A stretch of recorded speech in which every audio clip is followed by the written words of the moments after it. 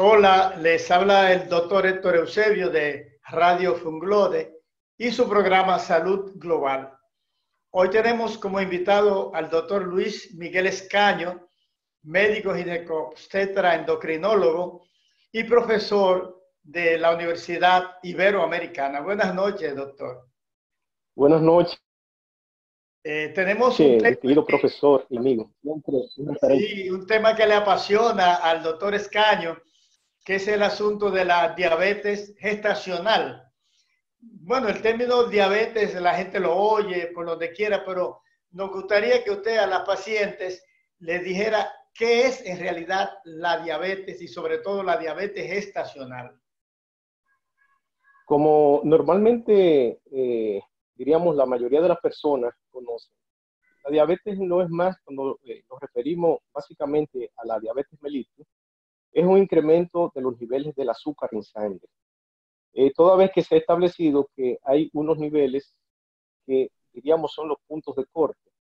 En pacientes no embarazadas, todo aquel que tenga en ayunas 2 repeticiones por encima de 126 miligramos por decilitro o de forma así casual, no importa que haya comido o que esté en ayunas igual o mayor a 200, entonces esa persona se considera diabética. Esto va muchas veces aunado a lo que son las sintomatologías características de esta condición, que es el orinar mucho, tener mucha sed, comer mucho, y en ocasiones acompaña también de lo que es la pérdida de peso. Entonces, ¿por qué se produce eso? Se produce básicamente porque hay una deficiencia o en la acción o en la producción de una hormona que se llama insulina, que se produce a nivel del páncreas, que es básicamente el desencadenante de por qué se producen todas estas sintomatologías y por qué se produce el aumento de los niveles de la glucemia en la sangre. Usted habló ahorita, doctor, de glicemia en ayuda, etcétera, etcétera. Pero especifique, por favor, un poco más de cómo se hace el diagnóstico clínicamente y de laboratorio. Sí, en la clínica puedes orientarnos, pero hay que hacer mención de que muchas veces realmente esa clínica, esos síntomas, esa sed, ese orinar mucho, esa pérdida de peso, muchas veces no están presentes en la paciente. Y entonces tenemos que recurrir a un diagnóstico bioquímico, o es decir, de pruebas de laboratorio. Y ahí es que, vuelvo y reitero, hago mención de la cantidad realmente que debe de venirse para considerar un individuo o una persona diabético, que son 126 miligramos por decilitro en pacientes no embarazadas. En la embarazada, si no vamos a la embarazada, entonces los niveles bajan, sobre todo cuando están después del primer trimestre del embarazo, es entre el segundo y el tercer trimestre. Ya ahí el punto de referencia en ayunas que estamos utilizando para tener ojo visor es de 92 miligramos por decilitro.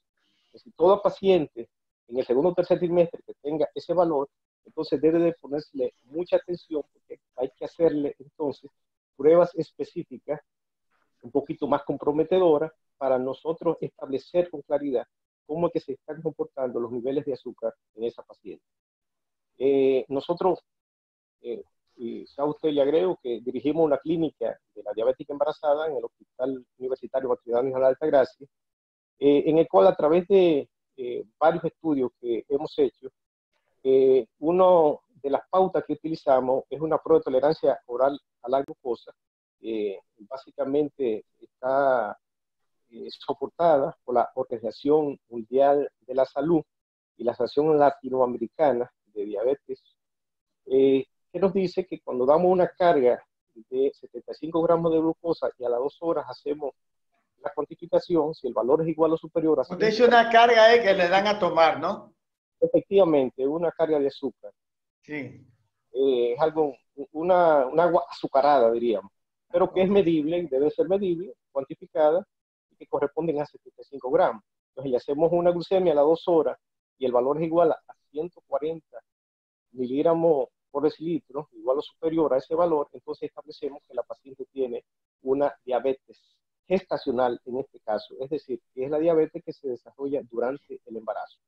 De tal forma que, en resumen, tenemos muchas veces que recurrir a estas pruebas de carga para establecer el diagnóstico, porque muchas pacientes realmente pueden tener un comportamiento de glucemias normales en ayunas. Sin embargo, después que ingieren, entonces presentar la condición, o diríamos el apuro orgánico de controlar de forma inadecuada los niveles de glucemia.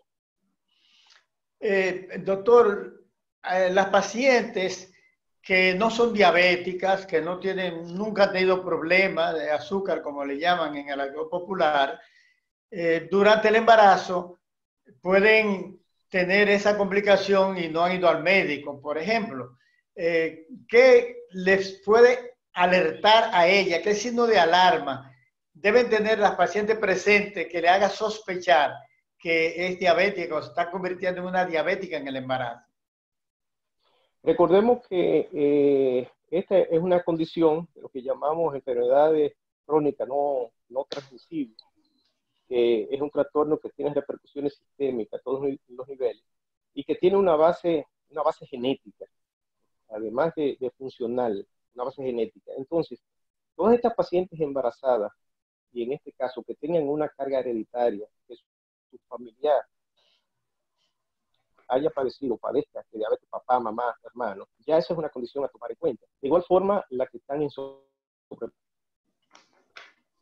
obesidad, están gorda, ya es una problemática, un factor de riesgo. Las que tienen presión alta, que sufren de presión arterial, las que han tenido algún tipo de antecedente de niños que han pesado más de 9, igual o más de 9 libras, las que han tenido niños con algún tipo de alteración, de malformación, ¿no? Las que han tenido abortos a repetición. O sea, todas estas pacientes ya de por sí tienen que tenerse como elemento de factor de riesgo. Además de las que estén presentando alguna sintomatología, que no son las más, debo decirle, pero menciono de nuevo lo que es un aumento en la frecuencia urinaria, la boca seca, el deseo de ingerir agua a cada momento, sentir la piel muchas veces caliente, rojiza, sentirse con mareos ocasionales o visión borrosa, ya entonces, o pérdida también de peso o estancamiento en la ganancia de peso.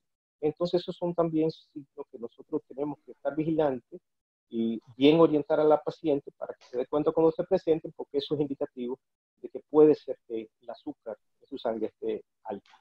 Usted habló ahorita, doctor, de las pacientes que va creciendo mucho, el niño y eso. ¿Qué es entonces la macrosomía fetal que llaman los médicos? Sí, eso es por lo regular, que el feto crece más de lo que se tiene estimado. Para algunos el parámetro básicamente se sitúa en 8 libras y media, para otros en 9 libras, que realmente ya es un peso de un feto, algo comprometedor. Comprometedor básicamente porque en el momento del parto, ya sea cesárea o ya sea parto vaginal, pues pueden muchas veces sufrir lesiones en el momento del nacimiento. Y es una causa muy frecuente de cesárea. ¿Por qué se produce esto? Básicamente porque la madre le pasa el azúcar al niño. Entonces, el niño que tiene su páncreas muy bien funcional, comienza a producir demasiada insulina. Y la insulina realmente recoge todo ese azúcar que le está pasando de la madre y comienza entonces a incentivar el crecimiento y el número de las células del tejido adiposo. Es decir, produce un aumento en el número del tamaño de los adipocitos. Y eso es básicamente lo que se transforma en niños que tienen una redundancia cantidad de grasa. Tienen mucha grasa y hasta algunos órganos también le crecen. Y es lo que da el traste, entonces, porque son niños bastante grandes. Sin embargo, a veces tienen deficiencia estos fetos, y la expresión se ve en los recién nacidos, de que tienen problemas con los pulmones. Es decir, que el hecho muchas veces de tener niños tan robustos, tan bonitos, y se aplica mucho el axioma que dice son niños gigantes con los pies de barro. no quiere decir que todo le funciona bien. Y así vemos cómo a veces entonces hay compromiso a nivel pulmonar y tienen dificultad respiratoria. Es decir, que es un elemento a tomar en consideración realmente para tener las medidas precautorias pertinentes y de lo que a los aconteceres desagradables tal vez no se produzcan en este tipo de efectos, en este tipo de recién nacidos. Y todo bastaría con mantener un buen control de la madre, identificar el trastorno a tiempo, para así entonces llevar la medida correspondiente que esto no se produzca. Ese control que usted habla incluye la medicación. Las madres a veces piensan que el tratamiento que le pueden dar en la diabetes gestacional podría hacerle daño. Me gustaría que le diera un consejo sobre eso. Sí, las medidas básicamente son combinadas, porque no es solamente la parte de la medicación como tal, sino también el llevarla a regímenes adecuados desde el punto de vista de su alimentación y de la misma actividad física. Entonces, es una contribución, diríamos, de todos estos elementos el que van a confluir para que los resultados sean apropiados. En alimentación eso es indispensable. O sea, el paciente diabético hay que restringirle todo lo que se llama los azúcares, azúcar simple, azúcar de mesa. Estamos hablando de ese azúcar que se utiliza para el café, para la leche. Hay que evitar que se tomen esos grandes azucarados, que son las gaseosas o los jugos azucarados. Hay que evitarle las harinas simples sobre todo. Hay que limitarle la ingesta de arroz tanto que no gusta, porque el arroz tiene un índice glucémico, es decir, una capacidad de aumentar la glucosa del 1 a 100 es de un 95%, tiene 96 y nos gusta bastante, pero el paciente diabético hay que restringirlo.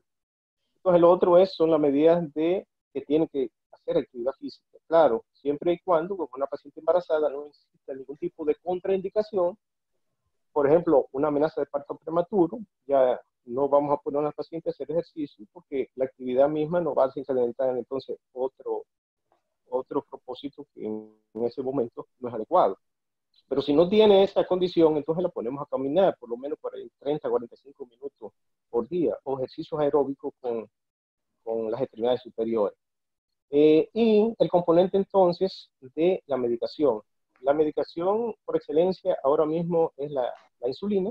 La insulina no pasa realmente al feto, al producto, y no ayuda a controlar de forma adecuada los niveles de azúcar. Hay algunas introducciones que nosotros estamos llevando a cabo ya con algún soporte indiscutiblemente científico, que es la administración de pastillas. Es decir, que hay medicamentos que ya se ha comprobado que tienen cierta eficacia, nosotros, vuelvo y repito, lo hemos comprobado, que son algunos antidiabéticos orales que lo utilizamos y eso de cierta forma nos permite a veces un poquito más de adherencia, es decir, es más llevadero para que la paciente continúe con esas prescripciones que a veces la misma insulina. Y los resultados que estamos observando hasta el momento son bastante adecuados. Debo decirle que ahora mismo nosotros terminamos de hacer una investigación allá en el hospital y observamos, fíjese, importante esto, que la adhesión a todas esas medidas de la paciente es de apenas un 51%. Con esto quiere decir lo que es mucho, tal vez lo que nos falta para comprometer a nuestros pacientes para que sigan las prescripciones de vida desde el punto de vista de todo lo que significa la orientación de sus medicaciones, de la condición de entrar a ese régimen de dieta adecuado y a la actividad física. Entonces hay que desarrollar una buena empatía, un buen compromiso que sea recíproco para que el resultado no se haga esperar. Y ese resultado es buenas condiciones maternas, pero también muy buenas condiciones del feto y luego de recién nacido. Sí. Finalmente, doctor, una última pregunta. Las pacientes diabéticas controladas, como ustedes siempre las manejan, controladas, se deben dejar hasta que lleguen a las 40 semanas, se debe interrumpir antes de las 40 semanas, y qué vía es recomendable, la cesárea o el parto vaginal. Todo depende del tipo de diabetes, porque hay que recordar que la diabetes puede ser preexistente en una paciente embarazada. Es decir, es una paciente que ya es diabética antes del embarazo. Y esa diabetes puede ser tipo 1, que es la diabetes que decíamos anteriormente juvenil, que es a veces de difícil control, o una diabetes tipo 2. Entonces, cuando hablamos de este tipo de diabetes en una paciente embarazada para determinar hasta dónde vamos a llegar con su embarazo, diríamos que nos situaríamos a las 39 semanas. La contemplación de las guías internacionales nos hablan básicamente de que este tipo de paciente a las 39 semanas ya es oportuno ir optando por el desembarazo. No necesariamente tiene que ser vía cesárea. Si las condiciones son adecuadas desde el punto de vista obstétrico, es decir, que no haya ningún tipo de contraindicación, pues podemos optar de forma muy favorable, tanto para la madre como el feto, por la vía vaginal, es decir, por el parto vaginal. Sin embargo, cuando en esta se presentan algún tipo de condición, que muchas veces es frecuente observarla, inapropiadas, que tengan rotura de membrana, que tengan un desprendimiento de placenta, una placenta previa, que tengan hipertensión, y hasta 30-40% de ellas se acompañan de ese elemento, entonces el desembarazo va a ser de forma más temprana. Esto no sucede así cuando es diabetes gestacional. La diabetes gestacional, digamos, es más llevadera, es más benigna en las señoras embarazadas, porque aparece ya en el transcurso del embarazo. Aparece básicamente cuando las señoras tienen 24, 28, 30 semanas, un poquito más allá. Entonces ya los controles son más adecuados, llevamos a la paciente con un seguimiento desde ese punto de vista mucho mejor, y ahí entonces las guías nos dicen que podemos llegar hasta las 40 semanas. Sí, observable que ese es el punto realmente de corte, en 40 semanas ya debemos optar por el desembarazo, y que nos situamos de forma igual. Tenemos que inclinarnos siempre con el parto vaginal y las condiciones lo permiten. La opción de cesárea, simplemente porque sea diabética, no está contemplada. El parto vaginal es la prioridad, siempre y cuando se pueda, porque es lo natural y es lo que evita mayores complicaciones, tanto en la madre como en el recién nacido. Exacto, exacto. Bueno, muchas gracias al doctor Luis Miguel Escaño, médico obstetra ginecólogo, endocrinólogo, jefe del Departamento de Endocrinología de la Maternidad Nuestra Señora de la Alta Gracia y profesor de la Universidad Iberoamericana. Creo que han sido unas orientaciones muy oportunas para nuestras pacientes y sus familiares. Muchas gracias, doctor Escaño, y espero que esté con nosotros en un nuevo programa. Cuando usted lo desee, doctor. Gracias a usted por su gentileza. Muchas gracias y hasta la próxima.